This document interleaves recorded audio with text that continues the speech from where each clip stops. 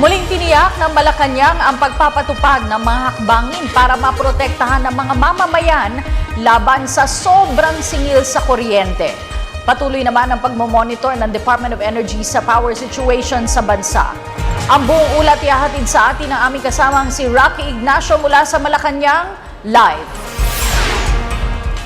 Maraming salamat, Cathy. Prioridad nga ng pamahalaan na tiyakin ang kapakanan ng taong bayan kaugnay pa rin sa sinasabing power rate hikes. Samantala, kinilala naman ng Malacanang ang kahalagahan ng pagkakaroon ng dialogo ng Energy Regulatory Commission sa iba pang stakeholders sa power industry. Iginit ang Malacanang na tungkulin ng pamahalaan na protektahan ang kapakanan ng publiko kaugnay ng posibleng labis na singil sa konsumo ng kuryente. Nagsalita ang palasyo kaugnay sa posibleng dagdag sa generation charge ng Meralco. Unang-una,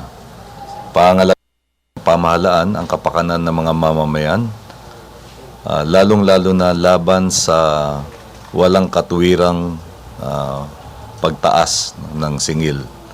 And this is what we refer to as exorbitant or excessive rates. The President himself has noted that there are provisions in the current EPIRA law that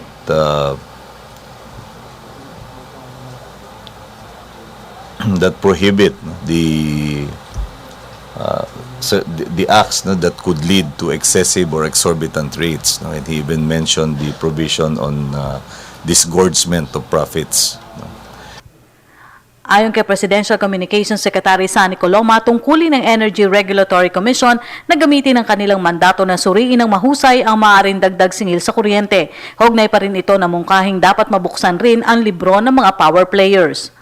Ang aking pagkaunawa ay kinakailangan gawin nila ang nararapat para maipatupad ang layunin ng batas na sila magbibigay ng proteksyon sa kapakanan ng mga mamamayan. So kailangan meron silang sapat na batayan na kailangan ay gawin nila ang nararapat. Hindi maaari yung nanghuhula lamang sila o aasa lamang sila kung ano yung gusto ipakita sa kanila, di ba? Na kailangan naman meron talagang ngipin yung kanilang enforcement power. Okay, so ito na po yung time para pakita yung ngipin ng ERC. Sa lahat ng pagkakataon, yun ang tungkulin nila, no? Walang season or time para doon. Araw-araw, oras-oras, dapat ay ginagampanan nila ang kanilang tungkulin. Nauna nang tiniyak ng Department of Energy ang pagiging operational ng Malaya Plant 1 na sumasailalim sa maintenance sa loob ng 2 linggo. Isa kasi sa sinasabing magiging dahilan ng posibleng rotational brownouts ay ang pagnipis ng supply sa panahon ng summer. Dahil dito kinilala ng palasyo ang kahalagahan ng dialogo ng ERC sa iba pang grupo. Malinaw dito sa